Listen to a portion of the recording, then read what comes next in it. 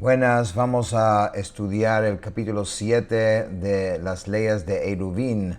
Seguimos con el tema de Eruv Tejumin, establecer el lugar del Shabbat. Halajá 1. Cuando una persona salió de su ciudad el viernes y se paró en un lugar específico dentro de los límites de Shabbat o al final de los límites y dijo, este es mi lugar para el Shabbat. Aunque regrese a su ciudad y duerma allí, al día siguiente puede caminar 2000 codos desde ese punto en todas direcciones. Esta es la forma principal del Eruv Tejumin, ir físicamente al lugar. Sin embargo, los sabios también permitieron una segunda forma más práctica. ¿Cuál fue? Dice el Rambam, los sabios permitieron establecer el Eruv depositando una cantidad de comida suficiente para 2 comidas en ese lugar, aunque no haya ido físicamente, para facilitar las cosas a una persona adinerada, para que no tenga que ir él mismo y pueda enviar a un agente a depositar el Eruv en su lugar. Halajá 2. De la misma manera, cuando una persona decide establecer su lugar del Shabbat en un sitio específico, por ejemplo, un árbol, una casa o un cerco que pueda identificar, y al caer el Shabbat hay 2000 codos o menos entre él y ese lugar, y número 2, sale con la intención de llegar a ese lugar y establecerlo como su lugar del Shabbat, al día siguiente puede ir a ese lugar y caminar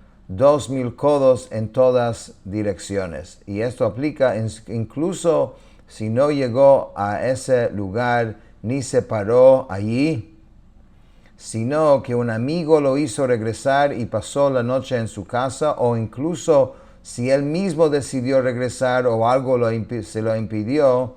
La razón, dado que tomó la resolución de establecer ese lugar como su lugar del Shabbat y salió con ese propósito, es como si hubiera estado allí o depositado a su Eruv allí. Entonces el concepto clave aquí es la intención más la salida equivalen a la llegada física. Esto es contraintuitivo. Normalmente pensaríamos que si no llegaste, no cuenta. Pero el Rambam nos enseña que la acción de salir con propósito concreto ya tiene valor halájico. Halajá 3. Cuando aplica lo anterior, para una persona pobre, porque no le cargamos con la obligación de depositar un Eruv, o para que alguien que está lejos como un viajero que teme que pronto caiga la noche.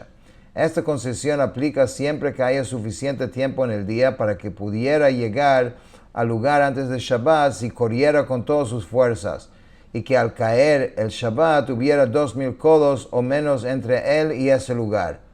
Pero, dice el Rambam, si no estaba lejos del lugar, ni era pobre, o no había suficiente tiempo para llegar corriendo, o había más de 2000 codos entre él y el lugar al caer Shabbat, o no especificó el lugar exacto, entonces no puede establecer ese lugar lejano como su lugar de Shabbat. En cambio, solo tiene 2000 codos en todas direcciones desde el punto donde está parado al caer el Shabbat. Entonces, un resumen de esas condiciones que el Rambam pone es: número 1, tiene que ser pobre o estar en viaje urgente. Número 2, haber tiempo para llegar corriendo. Número 3, estar no más de 2000 codos. Y número 4, haber especificado el lugar exacto. Halajá 4. Cuando una persona estaba en un dominio privado antes del comienzo del Shabbat y lo designó como su lugar del Shabbat, o si estaba en viaje y tenía intención para pasar el Shabbat en un dominio privado que conocía, puede caminar por todo ese dominio y además 2000 codos en todas direcciones. Sin embargo, si ese dominio privado no estaba cercado con fines de habitación, o era un montículo o un valle, si mide el área necesaria para sembrar 2 se'á de granos o menos, puede caminar por todo el dominio más 2000 codos. Si es más grande que eso, su lugar se considera solo 4 codos dentro de ese dominio y desde ahí tiene que contar los 2,000 codos. La misma ley aplica cuando uno deposita su Eruv en un dominio que no fue cercado para habitación.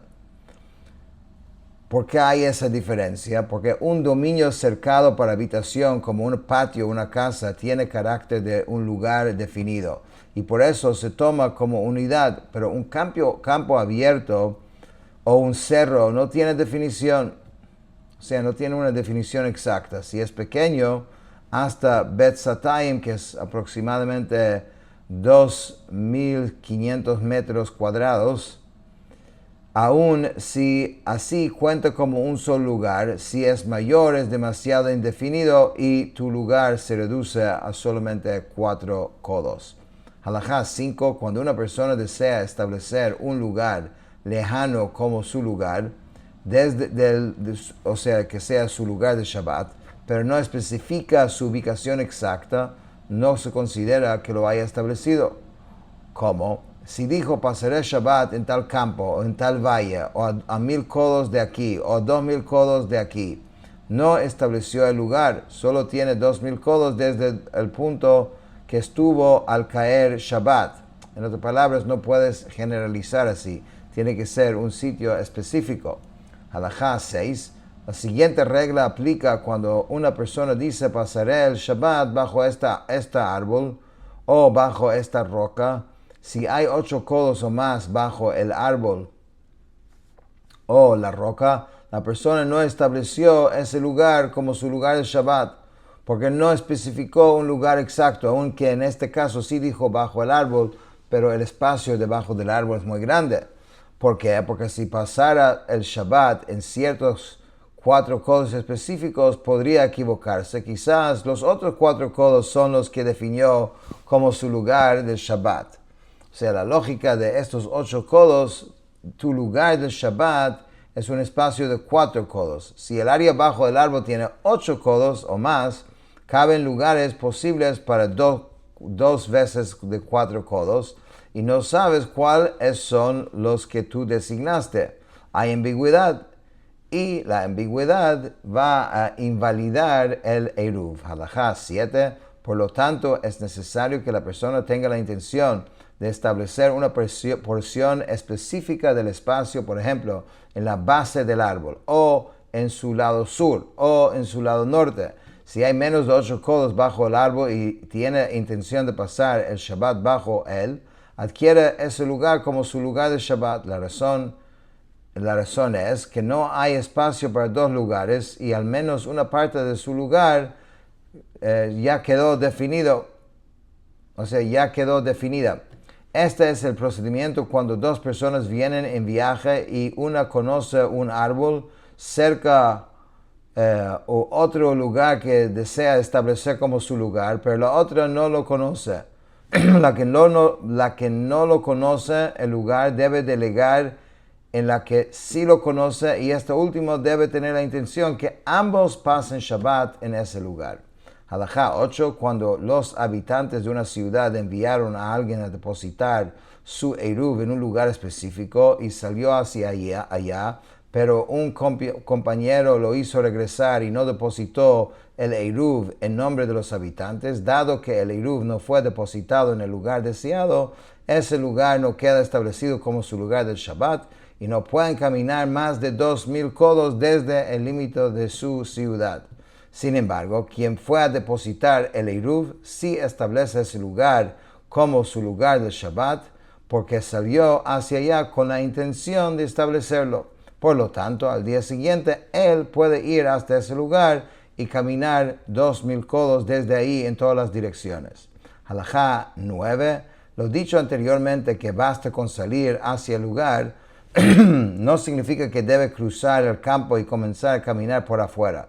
Incluso si simplemente bajó del altillo y con la intención de ir y antes de salir del patio un compañero lo convenció de regresar, se considera que ya salió y puede establecer su lugar del Shabbat en ese lugar. Cuando una persona establece un lugar lejano como su lugar de Shabbat, no necesita hacer una declaración verbal, basta con la resolución en su corazón y salir con ese propósito. Y quien fue físicamente a pie y se paró en el lugar que deseaba establecer, ni siquiera necesita salir. La resolución interna es suficiente. Halajá 10. Cuando estudiantes que duermen en la casa de estudio van a comer sus comidas del Shabbat a casas de personas que viven en los campos y viñedos, la casa de estudio es considerado como su lugar de Shabbat y no el lugar donde comen. Pueden caminar 2000 codos desde la casa de estudio en todas las direcciones. La razón, si pudieran comer en la casa de estudios, no irían a los campos en absoluto. Ellos consideran únicamente la casa de estudio como su morada. Con esto terminamos el capítulo 7.